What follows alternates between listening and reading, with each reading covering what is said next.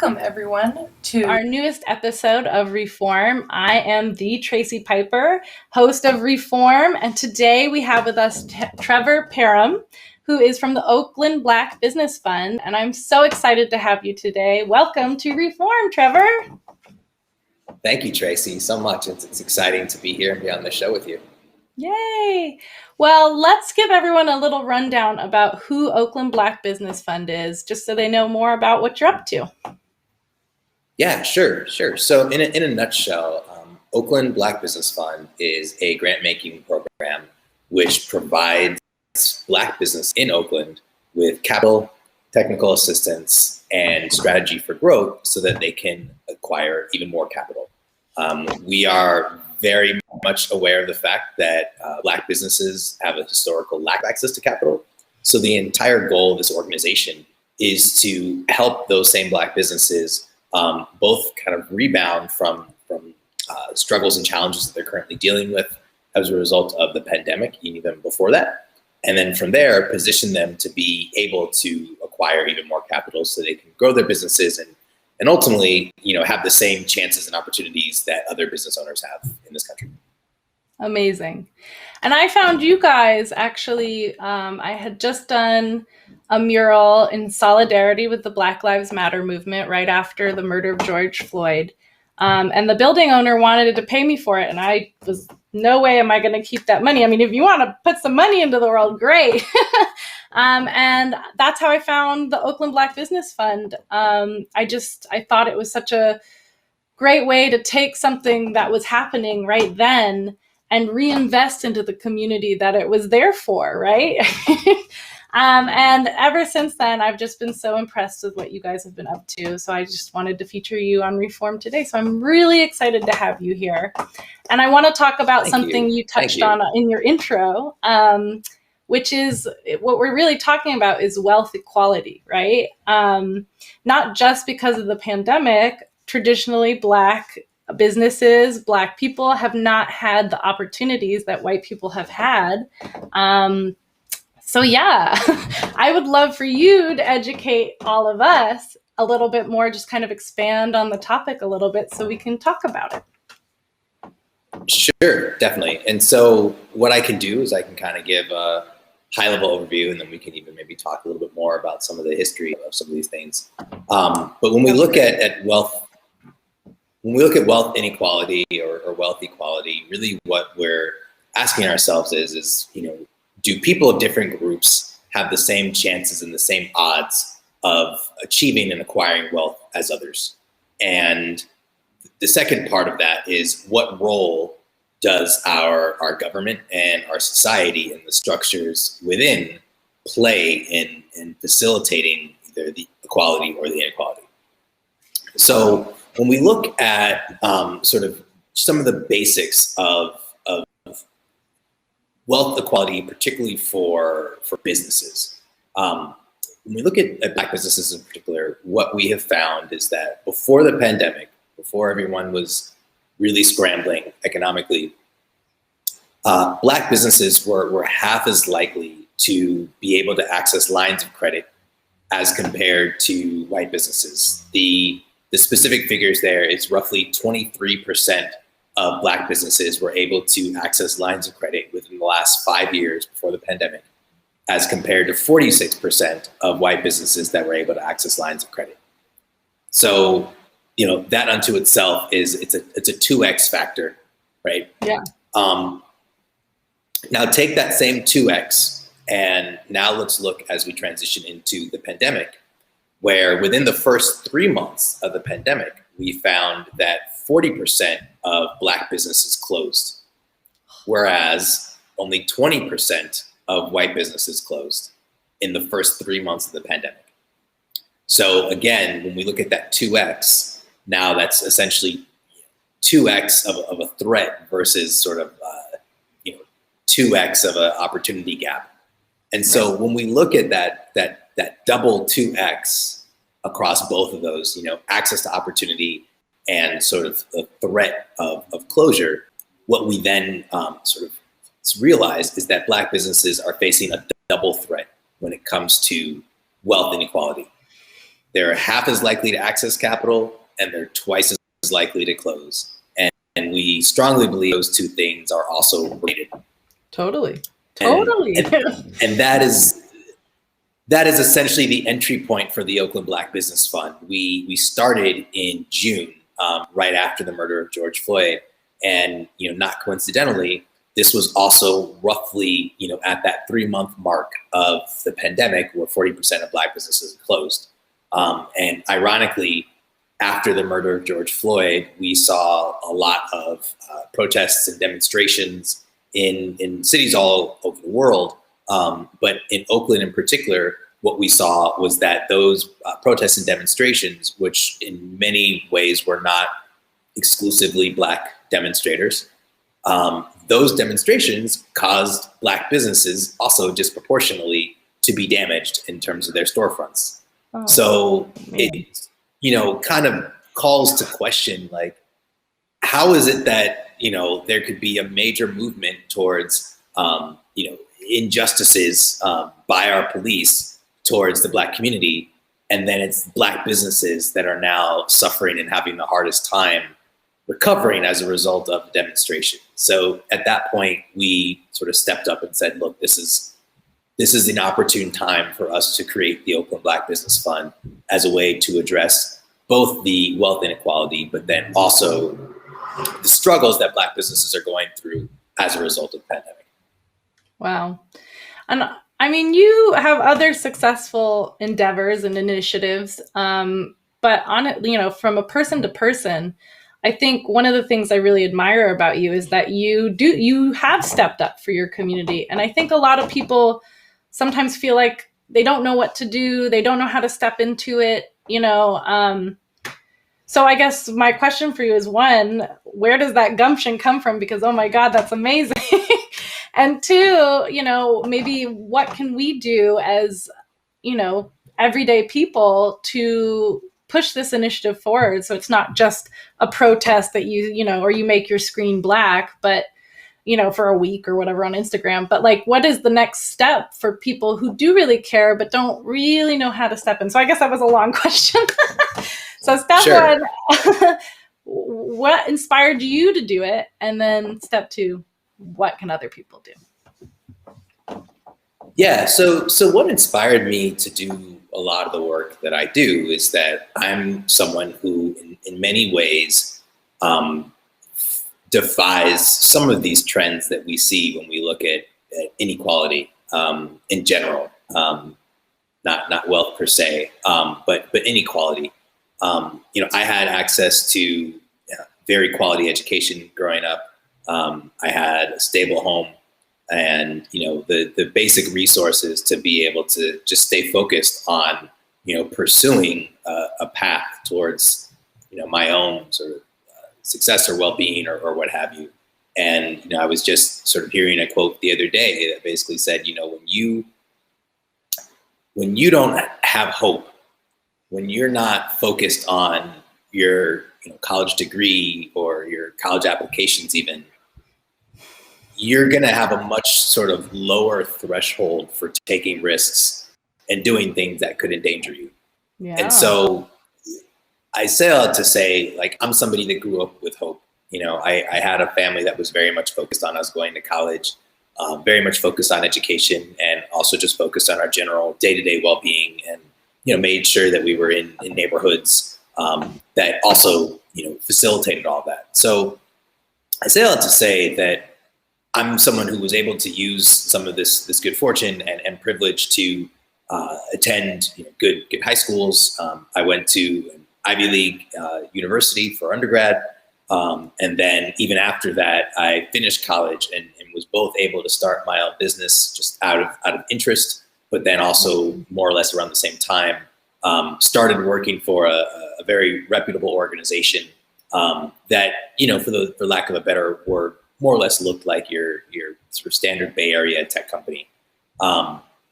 So the point is that I was in all these institutions, had all these great opportunities, and really had the ability to sort of see what does it look like when somebody, a Black male from Oakland, is able to get into these spheres and these circles and have access to all these things. And what I found was that, I, as an individual, was highly successful myself.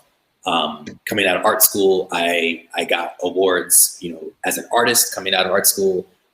After that, I became a filmmaker and received awards as a filmmaker. And even professionally, when I began to do my work for other corporations, the work that I was doing also received awards. So, I found myself kind of at the top of some game, my game, what have you, at a very early age, in my early 20s. Yeah. And what I realized was this still isn't really, making a difference. I'm getting a lot of accolades. I'm getting a lot of praise and attention from the rest of society or white society or however you want to look at that.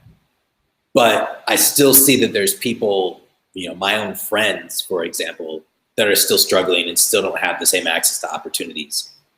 And so it creates this shift in your mind where you realize that it's no longer that interesting to sort of keep pushing for these different awards and achievements, in these circles where you're essentially the only one, because, that actually shines light on a big problem that, you are the only one in these environments, you are getting awards. And it kind of calls into question, like, well, some of these awards that I'm getting are actually very much informed by my cultural perspective and my way of doing things. So what would happen if there was other people who looked like me and had similar background as I did that were also in these spaces? They would probably be getting acknowledged for their talent too, but they're not. Why? Because they may not have had the same sort of structural affordances, of neighborhood education, exposure that then lead them to these spheres. So they're getting left out. And so,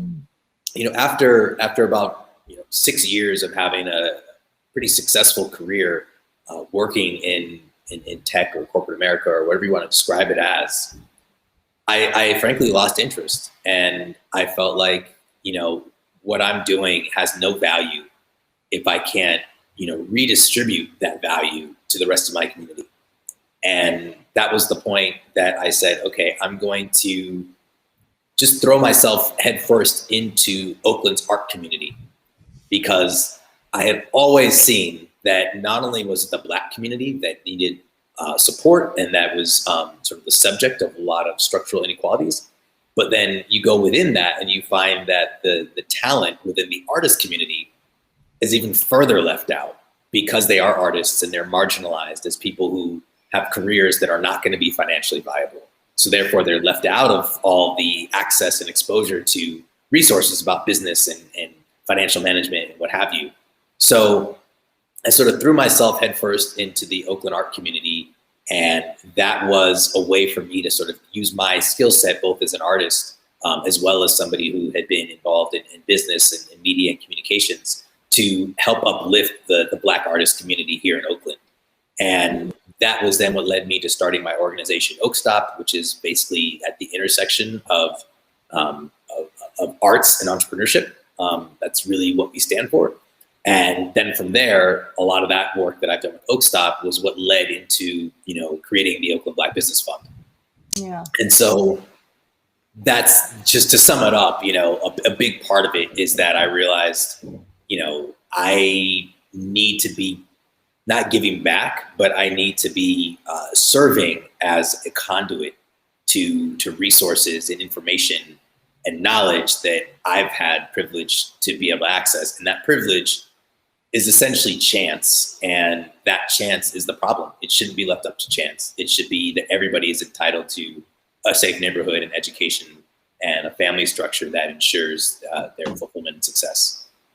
I mean, you touched on a couple of things that I want to talk about. One is just the opportunity, growing up in Oakland as a white woman, obviously, I had friends of many, shapes, sizes, colors, but you could see, some of the kids did not have the opportunities that I had, didn't even have the time to think about those opportunities because they were too busy helping with childcare, brothers and sisters, or they were too busy with this or that, or even didn't even have the example set to them it was like all about sports scholarships and all these other things, but it was like, no, there's so much more out there. And I think one of the wonderful things to come out of the rioting and the protesting and all of that was that there was this awareness all of a sudden of the inequality.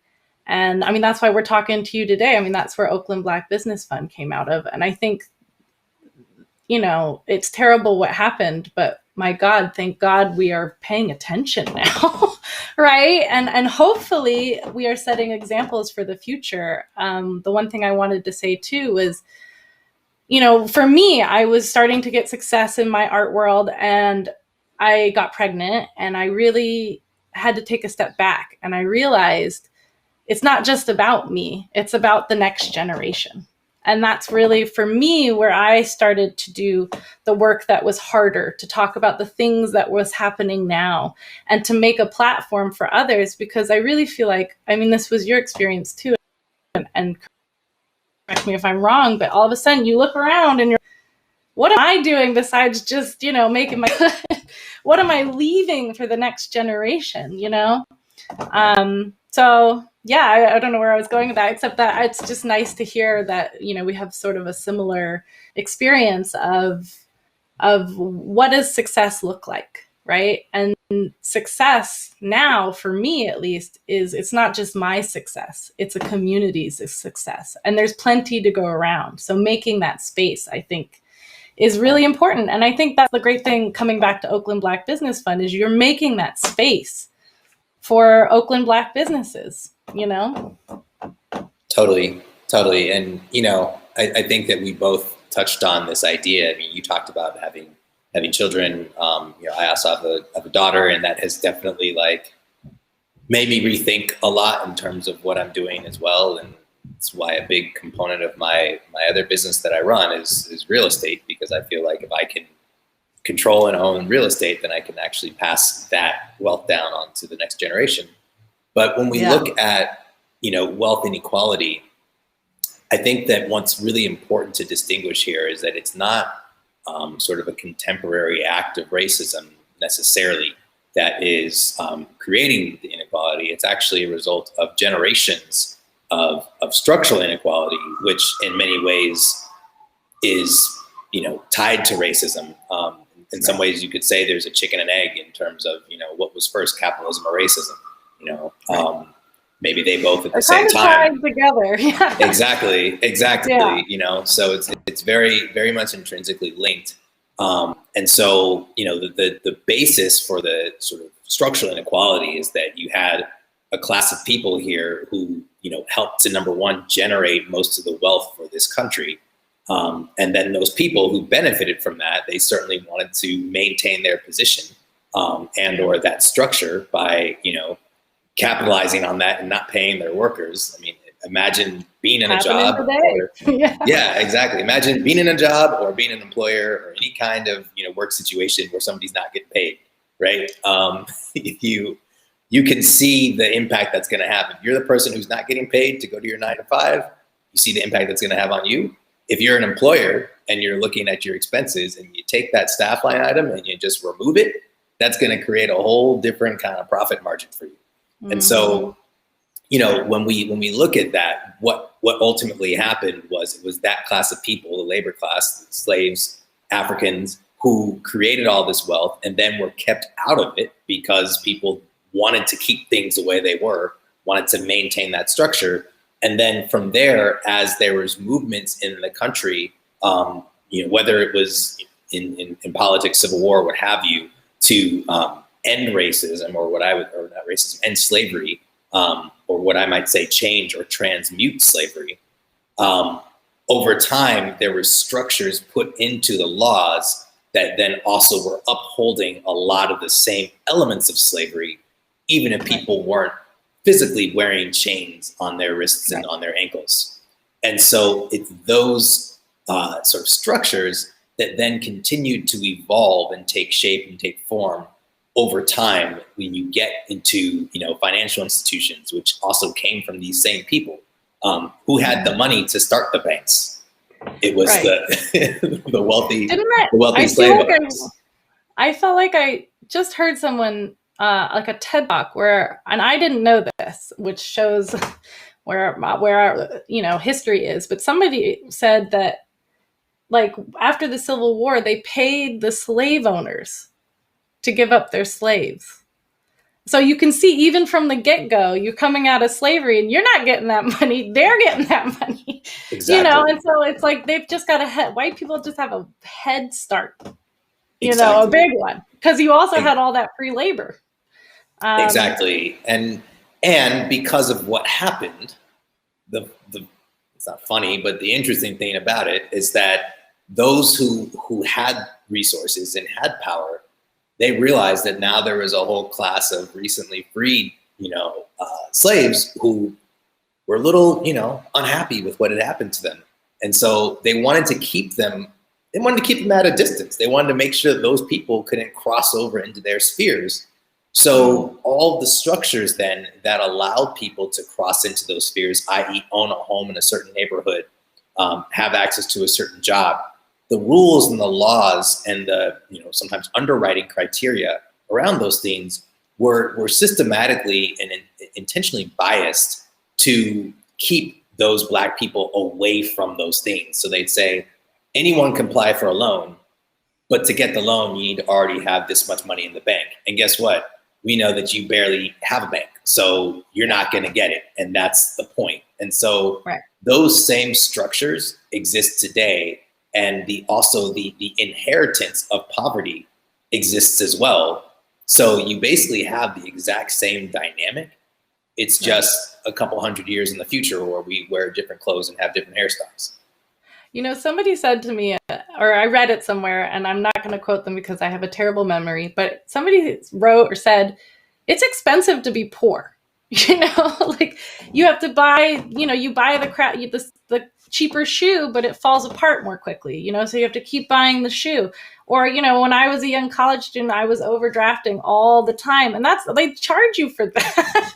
I was like, why am I spending money when I have no money, And it's not funny. I guess I'm laughing because it's sad. But, moving forward, I think who was I talking to? I was talking to Allison, who also works at OBBF. And we were talking about taking it into our own hands. We see the problem.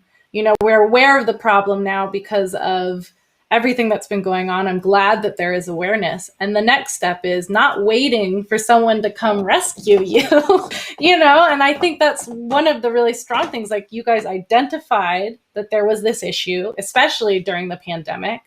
And you said, okay, this is how we make that start. So my final question for you, because I don't want to take up too much more of your time, and kind of circling back, is for everyday people, how can we take those steps? What are some little things or big things that we can do to help make wealth equality? I think one more thing I'll say before I let you answer that question is the wealth is out there, and somebody else succeeding, somebody else having that wealth doesn't mean that I won't make wealth or you won't make wealth. It's, I think that's like the capitalist thing is like, oh, if that guy gets money, I won't have money. But the realization is there is money out there, and seeing others succeed only means that we all succeed. So yes, what is something that we can do, everyday person can do to help make this happen? Yeah, so what the everyday person can do is, number one, if we're looking at how do we deal with or address wealth inequality, you look at structural inequality. And when you're looking at structural inequality, the awareness piece means how can you now think about how you benefited from that structure and then use your actual benefits and affordances to individually lend yourself to dismantling that structure. Give of yourself, give money, give time towards initiatives and missions that are focused on economics. Because time is money as well. But money is money too. And I think that one of the big things that we really need to look at when we are talking about this and talking about people helping out is that it is going to feel uncomfortable to feel like you're now giving money away that could otherwise be yours to support this other cause. But that's the whole idea of structural inequality, is the structure is designed to make you feel comfortable at someone else's expense. And so if you want to address it, you're going to have to feel some level of discomfort in making a difference. If you don't feel uncomfortable, you're not doing enough. And that's the bottom line, because this whole structure is intended to keep some people feeling very, very comfortable and other people not. And even for myself, I mean, just to put it out there, you know, Oakland Black Business Fund now has been going since June of 2020. I haven't been paid a dime for the work that I've been doing. I easily work 20 to 30 hours a week on this organization. And I give my time, you know, as much as I can to other people, to the businesses, to our volunteers, to, you know, speaking engagements, what have you, because I want to make sure that this is something that is actually going to be making a difference, and I'm not thinking about my own comfort. And people might ask, well, then how are you going to succeed, or how are you going to pay your bills, and what have you? And, you know, my feeling is that that shouldn't be the concern. You know, an individual like myself needing to make sure that, you know, his PG&E and Comcast and rent is paid every month. If I'm doing the work that I'm doing, I can help reverse and dismantle structures that will then also keep me from having to worry about those things anyway. Yeah. And like I said before, when your community succeeds, you succeed, you know? Exactly. And I think when you, at least for me, when I have experienced, you know, ReForm is just something I do. I'm sitting in my bedroom right now. You know what I mean? Like, it's what it is. But, you know, I have these two hands, I have this mind. And when I can give that to others, I find that, one, I feel very fulfilled. Not that it's about you, but if you want to feel fulfilled, you should just do it. But two, to see other people, you know, succeed, I think is a reward in itself. And the last thing I'll say from a white woman's perspective of how to help, or how to be a part of it, if it's, you know, of course, donation, if you can afford that, that's great. But yes, the thing you said too is time. And especially, you know, for artists or for any business really is what's the word I'm looking for? Visibility. Talk about these businesses. Tell people you went, you know, to the most delicious restaurant, and it happened to be this restaurant right here in Oakland that, you know, needs that business. That in itself is worth even, you know, I mean, money is great too, and giving them money is great, but also talking about it, that kind of marketing, and that's what it is. It's marketing. When you tell your friend, this business is great, and that's great, and I love this.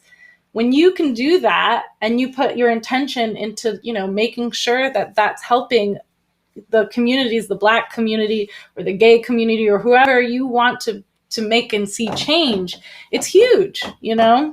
So, I mean, I think there are everyday little things that you can do that, yeah, maybe, you know, you feel silly posting on Facebook, like, oh, I just went to so-and-so's tire shop and that was great, you know, or whatever it is, whatever business it is. I just had my tires done in Oakland and the guy was amazing. I should remember the name of it. Oh no, I'm ruining my own class. But I think those moments too can be really powerful. So that's my little addition to that. Yeah, no, that's right. You know, and I guess, you know, I tend to sort of speak in sort of high level generalities. And so, you know, I first said give time and give money, but, you know, specifically, number one, donate to the Oakland Black Business Fund. We currently have a campaign to raise $28,000 in 28 days of February. All the proceeds go directly to Black businesses. That helps roughly another 12 Black businesses with their resilience through the pandemic. So, you know, number one, first and foremost, donate to Oakland Black Business Fund. Number two, you know, this kind of goes in line with what Tracy's saying, is to support Black businesses, you know, buy their products, use their services.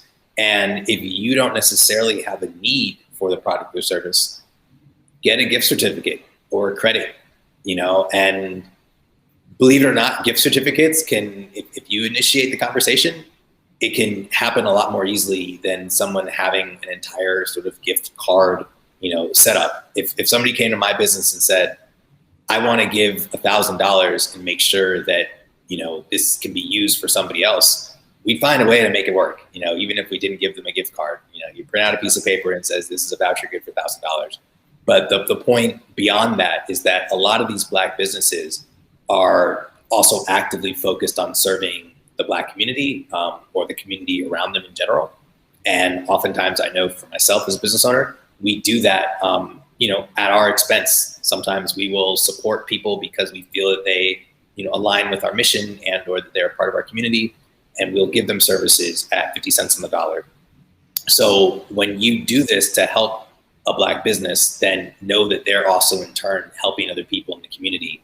And, whatever you can do to sort of offset the tax that they pay for being change agents in their community, that also really helps. So, there's plenty of things that you can do. And I think, again, the biggest thing is to lean into discomfort and to really question your, what you take for granted in your value structure. What would it really look like for you to give maybe twice as much than you think you're going to give? Does that mean that now you're not going to be able to go on vacation or put enough away for savings for the next month or what have you? All those things are oftentimes more a matter of comfort. But if you're in a place where you're even considering being able to give, it means that you can, and it means you can afford to be somewhat uncomfortable in doing so. That's great. Yeah, I mean, it's for me, it's remembering, like, yes, it might be, you're like, oh, but that vacation, but then there's so many other people who don't even get to go on vacation, and it really, you know what, there's nothing better than helping other people. I'd take that over a beach vacation any day. So, Right. And who knows, you'll make friends, and, it's like, that's more valuable than margaritas. And then you can go have margaritas too at your Black-owned bar establishment, and you're doing good. Exactly. Well, Trevor, Exactly. I just want to thank you. I don't want to take up too much more of your time. I want to thank you so much. This has been super interesting and enlightening, and I hope that our viewers from watching this are inspired to take the next step. Please go check out Oakland Black Business Fund. And Trevor, I just want to give you a chance to say anything else you want to tell us about, anything else you're excited for. Yeah, I'll say two things. Number one, just sort of a parting message on supporting Black businesses is don't think about it as a charitable act. Think about it as an investment in your overall economy. When you support Black businesses, the impact that has, there have been recent studies on it by the Brookings Institute, the impact that it has actually benefits our entire nation's economy, creating more jobs, more opportunities, better school systems, better tax base, everything. And so, again, do not think about it as charity. Think about it as an investment in your economy and your society. Whatever it is about your society that bothers you, think that you could probably address some of that by improving your economy. I just want to make sure people really understand that from an economics perspective. Lastly, what I will say is that if you are interested in Black art, my organization Oakstop has a virtual art exhibit going on right now. It is called The Shape of Blackness, and you can find more information about that by visiting oakstop.com, OAKSTOP, and you can find us on Instagram at Oakstop, OAKSTOP. I checked it out. It was so cool. If you're watching this, please go check it out. It's really interesting. Just really quick, because I know we're running out of time. It was Black Oakland artists, and then you said where from again? From South Africa. Amazing. It's really interesting. If you have a chance, go check it out.